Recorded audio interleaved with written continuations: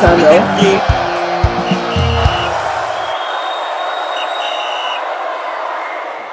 Hello guys, over the period we've talked about how the African football has really evolved over the years with our players landing good contracts across Europe, and now from another perspective, is the most sought out coach in Africa, in African football, a two-time AFCON winner, a person of Harvey Reynolds, granted an interview of recent of which he made his opinion so very clear. Official Ola, you're welcome on board. Thank you very much. Thank you so much. Now, Official Ola, Yes, in sir. Harvey Reynolds' word, he said, Euro is no less than the African Cup of Nations. In the Euros, from the beginning, you know at least 4 or 5 teams that can win the trophy. But in Africa, all the teams are capable of winning the trophy. You can be surprised with results too. Big nations are beaten by the lesser ones. For me, AFCON has a lot of fever, and it's so interesting with many shocks. Many people love it. Official, what do you think about this Harvey Reynolds award? I think it's nothing but the truth. You understand? Because he has been there in the terrain. He has coached across Europe, and he has been in African football this thing. So he knows what he's saying. And let's forget about Averena, for example. Now, this is the Euros that was all hyped about. Is he living up to the expectation? I would say no. I would say no. You understand? From the beginning, when they started the Euros, there are about 4 or 5 favorites to win the Euros, in the likes of Portugal, France, Spain, and England. You understand? Are they in the finals? Yes, they're in the finals. If AFCON is starting now, there are top names you will call, like Nigeria, Egypt, and the rest. Did they make it to the final? No. You understand? So I feel Renard knows what he's saying. Let's start from the organization of the whole tournament compared to AFCON. Euros was organized in Germany. And I will not lie to you, the standard, the pitch standard are not being fair to the players. You understand? We see some technical players, some technically gifted players want to take free kicks. And you see the feed of Putin. You understand? I don't know the level in Bundesliga. You understand? I understand why they are not one of top 3 best leagues in the world. You understand? If you look at the standard of the pitch in England, France, Spain, I think it's totally different. You understand from Germany. Look at leaking stadiums. When you look at Manchester United, so you understand that kind of thing. Exactly the point. So I think the organization is slightly different, and AFCON organization was better. See what Ivory Coast did. They gave us one of the best tournament football in the world. You understand? Now, Official, what about the officiating? The officiating was spot on now. If you talk about officiating of AFCON and Euros, see what happened of recent yesterday. That penalty incident versus England, Netherlands. In no way that was a penalty. You understand? Let me not bust you. The person that the referee that officiated yesterday's game was recently banned for match fixing. Imagine. Yes, because the interviewer asked Van Dijk yesterday after the match that, okay, how do you feel that a ref that has been caught with match fixing officiated yesterday's game? You know what the response? He said he doesn't want to get into trouble. That FIFA knew. You understand? The governing body of the Euros knew that this ref has been in the news for match fixing, was banned, was sanctioned, and you gave him that kind of match to officiate.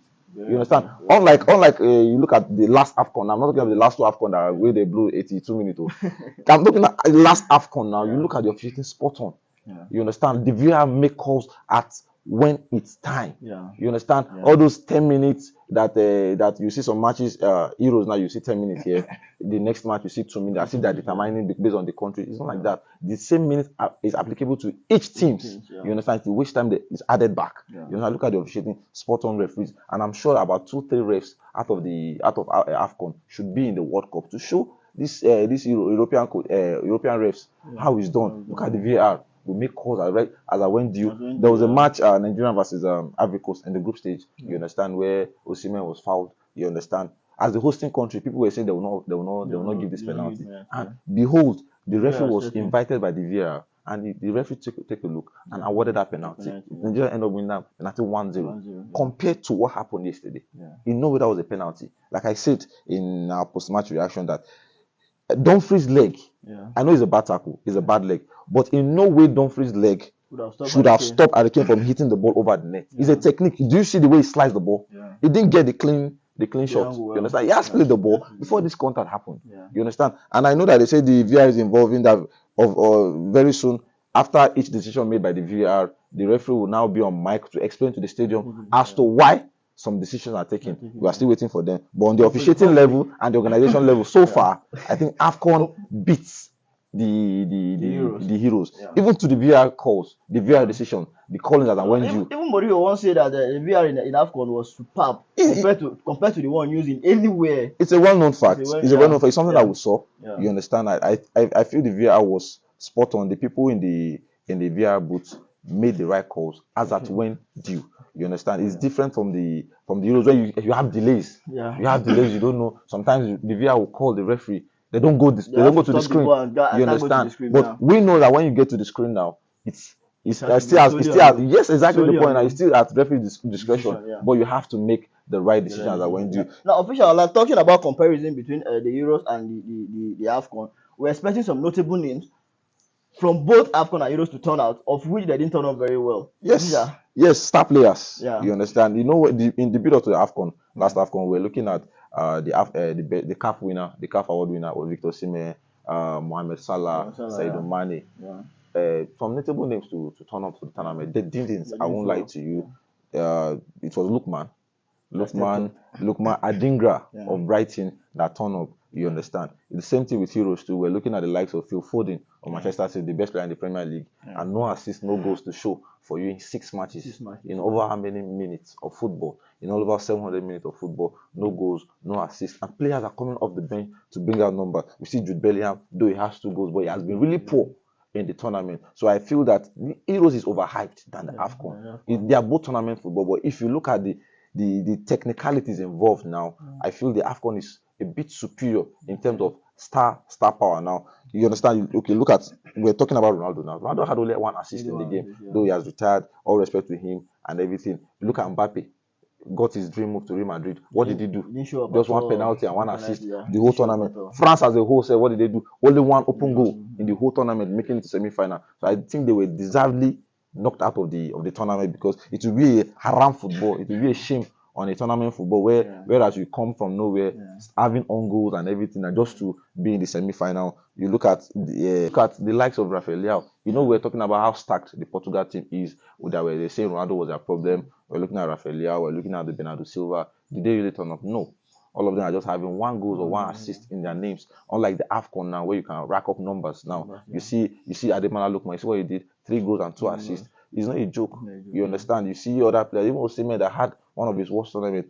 I think he had a goal, an assist, and he worked out for 2 penalties in his name. You understand? If he had been the one taking the penalty, you understand what exactly, would have had like 3 or 4 goals to his game. Now, official, like you talked about own goal in the Euros, we've seen practically, if I must say, 9 own goals. Yes, now. You know, say this thing, but make I switch to our language. Yeah. They say we learn this football from the European side. Why we come there and say we can't sabi this thing? Personal. You understand? The whole AFCON tournament, we only saw 3 own goals, if I'm not mistaken. And if I'm not mistaken, I think only 3 own goals. And so far in the tournament of Euros, the tournament has not even ended. I have recorded 9 own goals from renowned players like Rudiger, players like Califorri, many own goals. I'm like, what's going on? You are supposed to be good than your African counterparts. So what's going on there?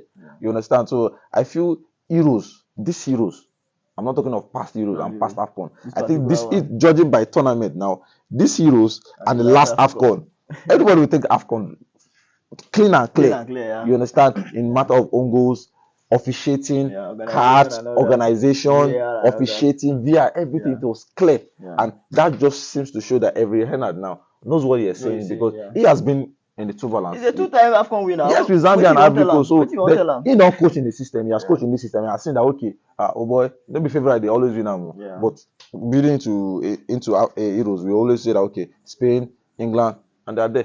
You understand? So I feel it's easily predicted. It's easily predicted. So the AFCON to me is superior. So away from the competition, see the side attractions around the AFCON. Yes, our beautiful girls. I didn't even know that Cape Verde girls. Like, I need to go there on summer. You understand what I'm saying? So even our girls are even finer and beautiful than the European girls. So you understand? So I feel AFCON had a better tournament. Okay, now officially, do you think Javier Reynolds is saying this because he wants to be linked to the Super Eagles job? Personally, I feel so. Okay. You understand? Because I've always been saying that the sport minister has come out on many occasions and have said, okay, they are looking to hire a renowned, you understand, that kind of thing. And so, if not for recently that they talk about Pastor, which let me believe is a lie.